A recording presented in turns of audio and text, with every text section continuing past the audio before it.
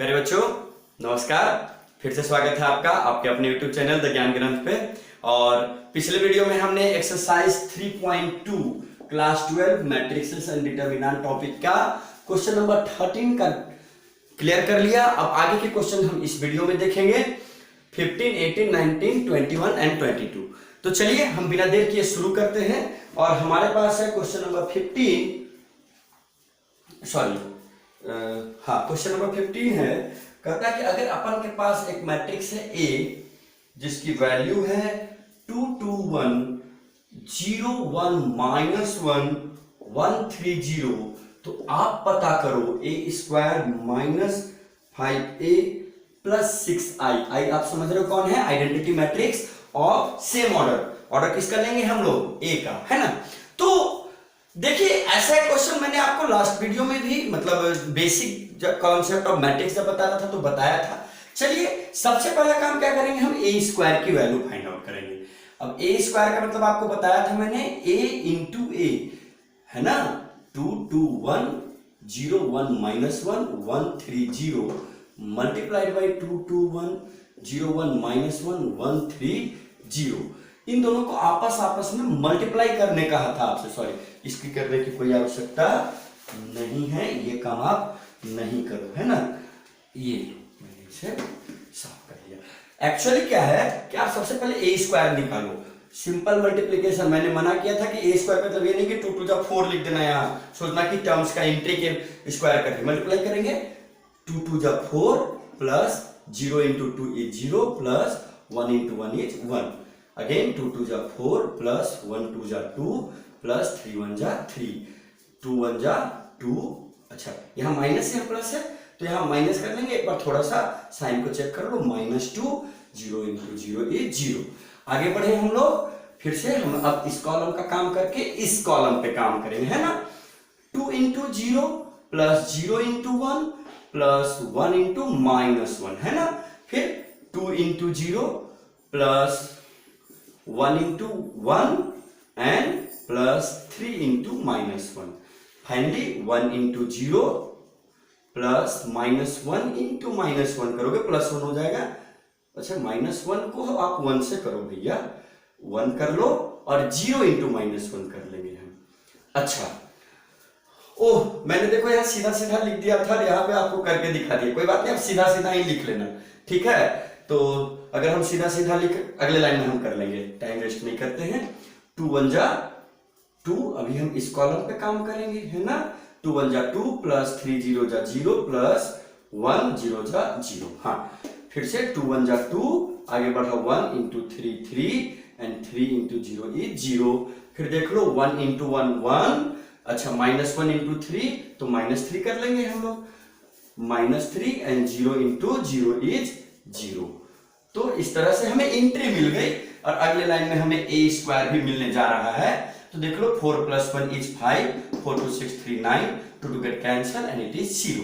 ठीक है, यार देखो ये 0 है, ये 0 है, तो यहाँ पे आपको मिलने क्या जा रहा है सर? -1। यहाँ देखो ये टर्म 0 है, यहाँ 1 मिलेगा और यहाँ -3, -3 + 1 इज -2। यहाँ ये 0 है, ये टर्म 0 है, 1 इंटू -1 इज -1, है ना।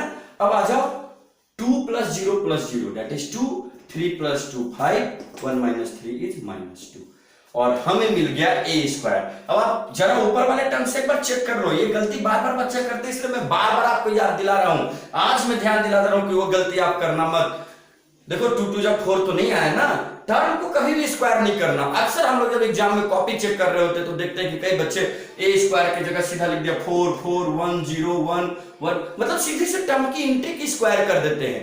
ये बिल्कुल नहीं करना है। पॉलिनोमियल मैट्रिक्स का कॉन्सेप्ट है a मल्टीप्लाइड बाई a, तो इस तरह से ये हो गया।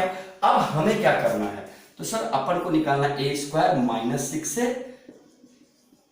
5 पे है, -5 पे प्लस 6i। हाँ तो a स्क्वायर की जगह आप क्या प्लॉट करने वाले हो?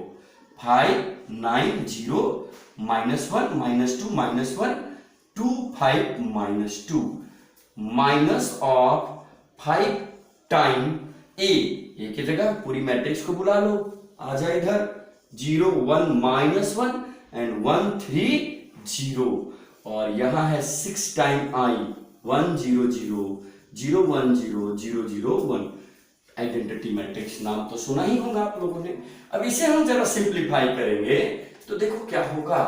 ये हो गया 5 9 0 -1 -2 -1 2 5 -2 -5 टाइम ये 5 मल्टीप्लाई होगा स्केलर मल्टीप्लिकेशन 10 10 5 0 5 -5 5 15 0 एंड प्लस 6 जब मल्टीप्लाई होगा 6 0 0 0 6 0 0 0 6।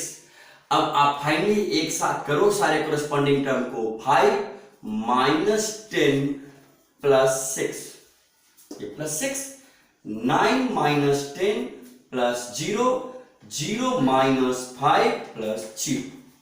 अगले लाइन में आ जाओ -1 -0 प्लस 0 -1 -0 प्लस 0 फिर -2 -5 प्लस 6 फिर -1 minus plus 5 and plus 0 and finally 2 -5 plus 0 5 -15 plus 0 and -2 plus 0 plus 6। और इस तरह से आप देख रहे होंगे कि ये हो गया 6 + 5 11 -10 1 9 -10 -1 and it is -5 -1 -2 and -5 is -7 + 6 -7 + 6 करोगे कौन आ जाएगा सर -1। अरे हाँ वही तो कह रहा हूं तभी समय। अच्छा एंड 5 - 1 is -4 + 4 ये -4 5 के आगे तो बढ़ा के आगे प्लस का साइन है +4 बिल्कुल फ्लो में बाकी हम गलती ना करते। 5 - 2 है तो यहाँ पे 5 के आगे -5 - 15 करोगे -10 एंड इट इज 4। इस तरह से आपको एक मैट्रिक्स मिल गई तो हम कह सकते हैं कि भैया a² - 5a + 6i is equal to 1 - 1 - 5 -1 -1 4 -3 -10 4। Please pause the video to note it down। आइए फटाफट इस क्वेश्चन को डील करिए। बहुत ही इंपॉर्टेंट क्वेश्चन है, इसे हायर ऑर्डर थिंकिंग स्किल का भी ये दिया गया। फिर से बात है मैट्रिसेस के अंदर ट्रिगोनोमेट्री। अब जिसने क्लास 11th में ट्रिगोनोमेट्री नहीं पढ़ा था भैया उनके लिए तो क्रांति है। तो खैर आइए देखते हैं। अपन को बदल रहा है कि हमारे पास एक स्क्वायर मैट्रिक्स है ऑर्डर 2/2 का, डायगोनली एलिमेंट 0 है, non diagonally -tan α/2 and tan α/2।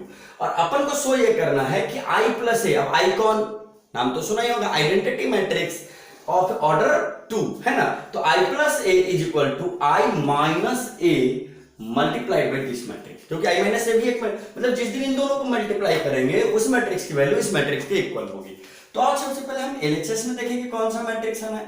LHS में करना क्या होगा, तो सर i + a बिल्कुल, i कौन सर 1 0 0 1 हाँ जी, और a कौन तो सर ये तो है अपन का 0 -tan α/2 tan α/2 एंड 0 बिल्कुल। तो इस हिसाब से i + a हो गया 1 + 0 is 1 0 -tan α/2 is -tan α/2 it is tan α/2 and 1 + 0 is 1। मतलब कि इस प्रोडक्ट को इसके इक्वल करना है। अब आ जाएं आप RHS में। RHS ने आपसे क्या कहा, तो सबसे पहले आपको जानना होगा i + a। अब i + a में सॉरी i - a का मतलब आप समझ रहे हैं 1 0 0 1 -0 -tan α/2 tan α/2 0। अब देख लो 1 - 0 का मतलब 1 ही हुआ, but 0 minus plus it is plus tan α/2 0 -tan α/2 is -tan α/2 and 1 - 0 is 1। अब हमें इस मैट्रिक्स को मल्टीप्लाई करना है किसके साथ, तो सर भैया cos alpha sin alpha minus sin alpha and cos alpha के साथ। तो अभी क्या होगा, कहानी को जरा समझिएगा आप ध्यान से। i माइनस ए के बदले कौन बैठा है, तो क्या मैं इस जगह पे इसे लिख दूं 1 minus tan alpha by to, tan alpha by to, और यहां पे 1। हमें इन्हीं को मल्टीप्लाई करना है ना, इसी को तो मल्टीप्लाई करना है। जी सर, तो मैंने इन दोनों को मल्टीप्लाई करना शुरू किया। करो, बस काम वही करना होगा, है ना। तो देख लो क्या होगा सर, ये होने वाला है 1 into cos alpha is cos of alpha, 1 into cos alpha, और आगे बढ़ो tan alpha by to and sine alpha, तो ये हो जाएगा plus sine alpha into tan alpha by to. अगले टर्म में जब मल्टीप्लाई करोगे तो देखो यहां क्या होगा, minus tan alpha by two into cos alpha and plus sine alpha. ये पहला कॉलम हो गया हमारा।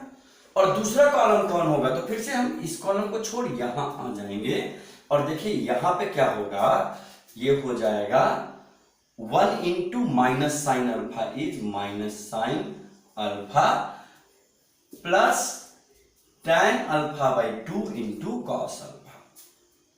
और सेकेंड कॉलम को जब आप मल्टीप्लाई करोगे माइनस साइन अल्फा tan, तो ये माइनस और ये माइनस तो प्लस हो जाएंगे भैया, लिखो ही मत, प्लस 1 इंटू कॉस अल्फा। अब देखो कहानी क्या है, आपको इस चीज को उठाकर यहां तक लाना, यानी आपके पूरे किरदार में 1 है, minus tan alpha by to है, टेन अल्फा बाई टू है, 1 है। अब जिंदगी में हमेशा याद रखना, जब ऐसे अजीबोगरीब मोड़ पे पहुंच जाओ तो अपनी मंजिल से पूछो कि तेरा रास्ता कहां है।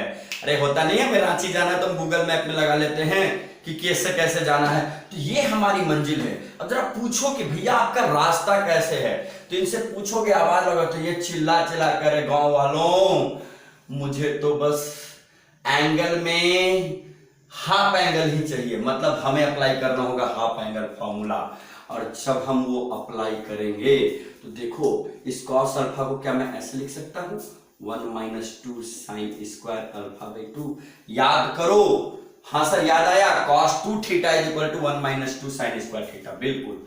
और क्या हम साइन अल्फा को लिख सकते हैं 2 sine alpha by to cos alpha by to. और ये जो अपन का tan अल्फा है तो मैंने लिख दिया, कॉस अल्फा को लिख दिया 1 minus two sine square alpha by to, और साइन थीटा को लिख दिया 2 sine theta by two cos theta by two, 2 sine alpha by to cos, और tan theta sine theta upon cos theta.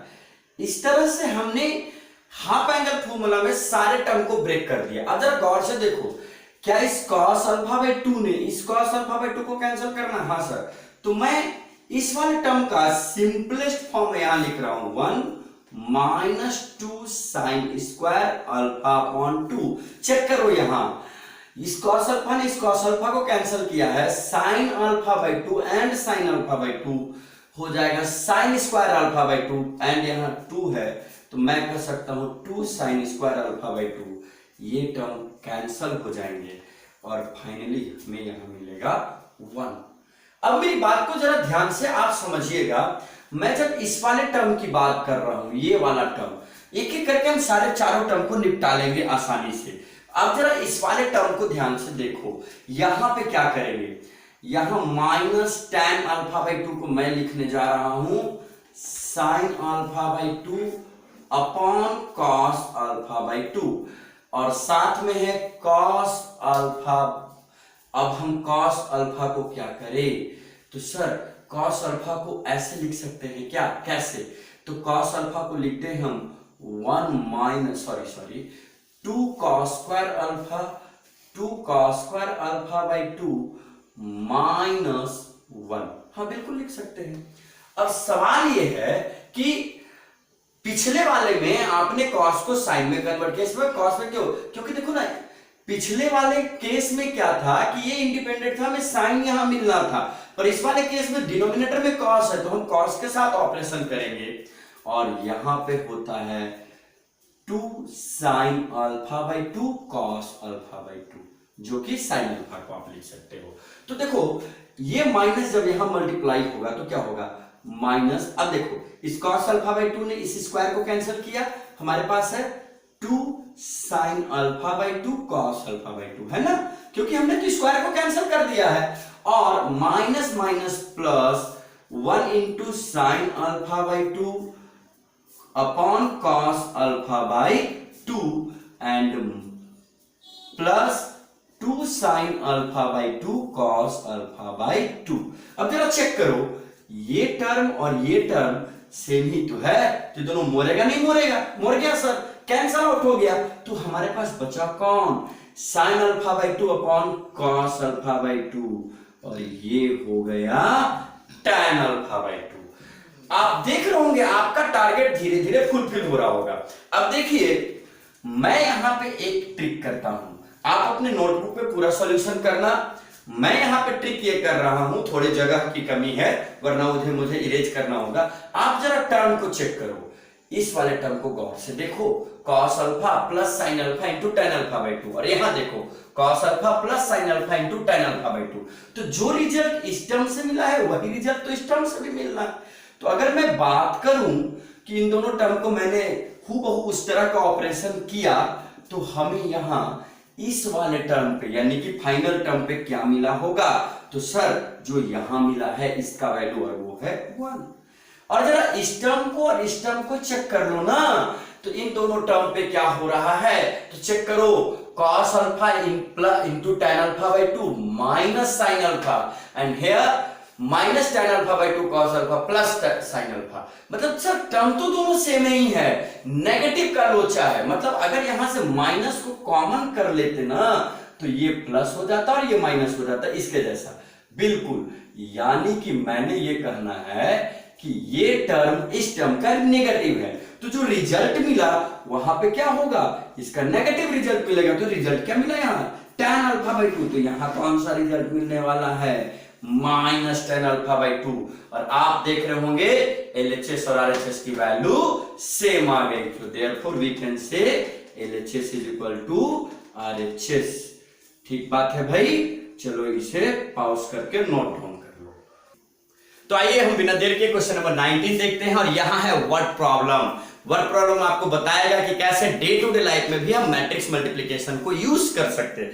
एक question है कि trust fund has 30,000 and that must be invested in two different types of bond. First bond pays 5% interest per year and second pays 7% interest per year.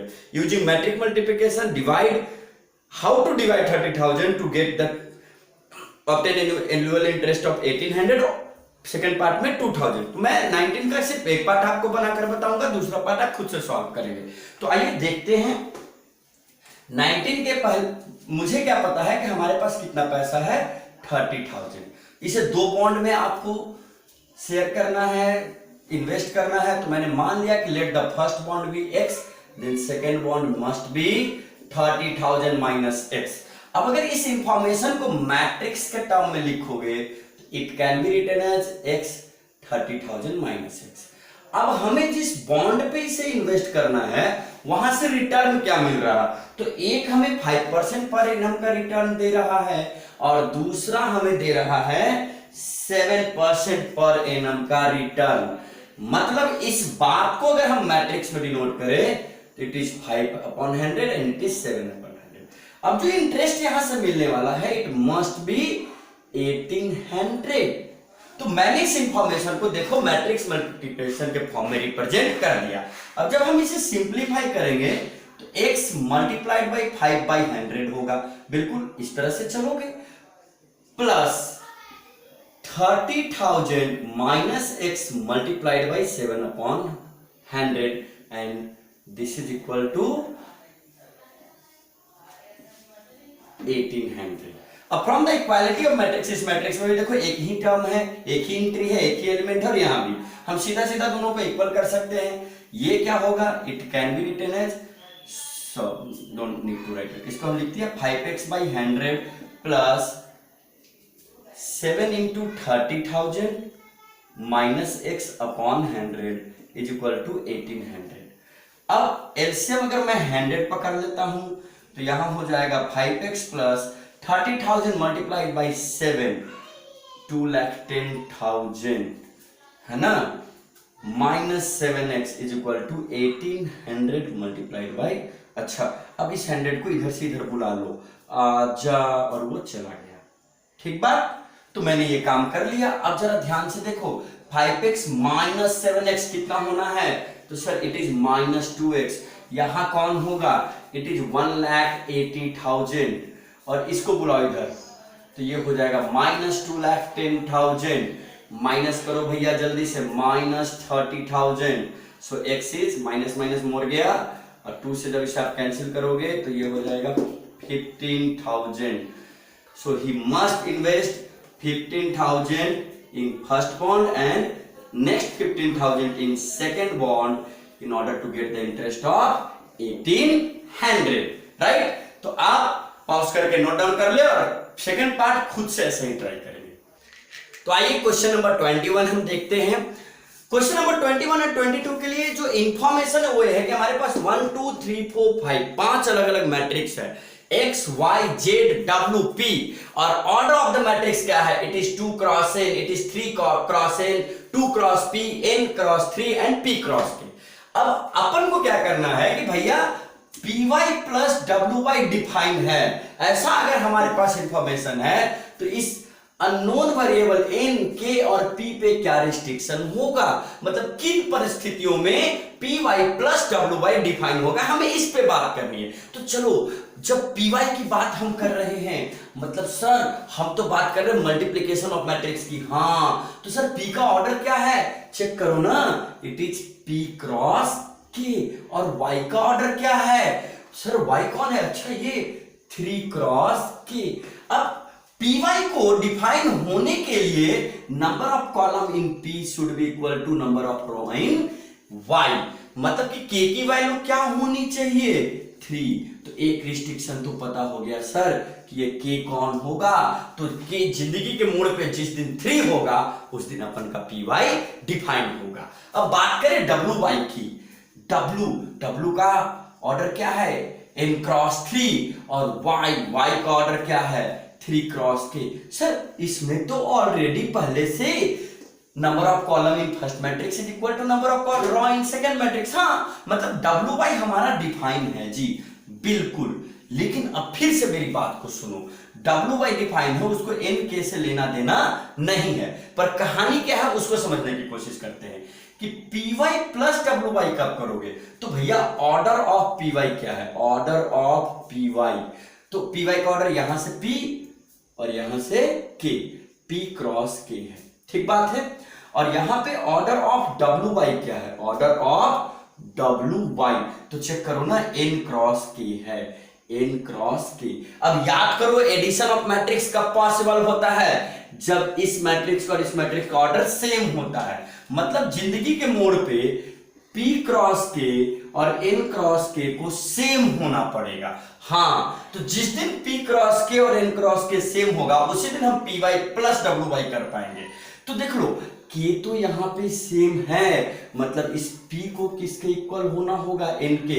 मेरी बात नहीं समझ में आ रही है, अरे ये p जिस दिन n के इक्वल होगा उसी दिन ना ये दोनों ऑर्डर सेम होगा तो डिफाइन होगा। तो अगला रिस्ट्रिक्शन क्या आया, n और p इक्वल होना होगा, means whenever n is equal to p and k is equal to 3 then only py plus wy is defined। तो आप जब ऑप्शन में जाएंगे तो ऑप्शन ए सही होगा इसका। Please pause the video to note it down. आइए इस लेक्चर सीरीज का लास्ट क्वेश्चन देखते हैं, हमने 21 भी कर लिया, चैप्टर का आखिरी क्वेश्चन, आपके डाउट का भी आखिरी क्वेश्चन और इस वीडियो का भी आखिरी क्वेश्चन। इंफॉर्मेशन सेम है, if n is equal to p then the order of 7x minus 5y। अब देखो यहां पे 7 और 5 तो स्केलर मल्टीप्लिकेशन, उसको ऑर्डर से लेना देना नहीं है, तो हम बात किसका करेंगे, x और y के ऑर्डर का। x कौन है, ये रहा 2 क्रॉस n ऑर्डर का एक मैट्रिक्स, और y का ऑर्डर क्या है, ये है 3 क्रॉस k। आप सबको पता है एडिशन और सब्सट्रैक्शन में क्या होता है, तो एडिशन और सब्सट्रैक्शन में ऑर्डर मस्ट बी सेम। अच्छा एक minute, let me see the question, sorry it is Z. देख लो भाई, अभी वाई लेके तो मैं भी फंस गया कि यार 2 3 मैच ही नहीं कर रहा, कैसे होगा ये, पर ये जेड है, क्वेश्चन में जेड है, तो ये हो गया 2 क्रॉस p। अब मेरी बात को जरा ध्यान से सुनो, ध्यान से सुनो। तो पहला देखो, नंबर ऑफ रो 2 तो सेम है, क्या नंबर ऑफ कॉलम भी सेम है? हाँ सर, कितना? n और p। तो अब क्या है, क्वेश्चन में ही दे रखा है कि n और p इक्वल है, मतलब ये भी सेम है। तो ऑर्डर क्या है, अब n के जगह p लिखो, p के जगह n लिखो, कुछ फर्क नहीं पड़ता। मतलब हम कह सकते हैं कि order will be 2 cross n और 2 क्रॉस p, क्योंकि दोनों सेम है, सेम ऑर्डर का है, तभी डिफाइंड है। तो n और p इक्वल है, तो यहां n रखो या फिर यहां p रखो, कोई फर्क नहीं पड़ता। अब आप ऑप्शन चेक कर लो ना कि कौन सा वाला ऑप्शन मैच करता है। तो 2 क्रॉस n यानी ये ऑप्शन बी में है, मतलब हमारा ऑप्शन बी सही है। तो इस तरह से हमने एक्सरसाइज 3.2 के सारे डाउट्स आपको बता दिए, आप इसे नोट डाउन कर लेना। हम अगले वीडियो लेक्चर में आगे की बात करेंगे। पर स्टूडेंट्स, एक बहुत ही काम का न्यूज है, लॉकडाउन में सीबीएसई को भी लग गया है कि आपकी पढ़ाई थोड़ी बहुत डिस्टर्ब हुई है, इसलिए उन्होंने सिलेबस को रिड्यूस कर दिया है। पीडीएफ उसका आ चुका है ऑलरेडी। हम अगले वीडियो लेक्चर में एनालिसिस करेंगे कि सिलेबस कितना कम हुआ है, कौन से चैप्टर में कितना पढ़ना है। पर मैं एक बात बता दूं, मैट्रिसेस में अभी तक हम जितना कुछ भी पढ़े हैं ये सिलेबस में है, यानी आपको चिंता करने की बात नहीं है। तो आप फटाफट डाउट्स को खत्म करें। मिलते हैं अगले वीडियो लेक्चर में। Thank you, keep it much for today.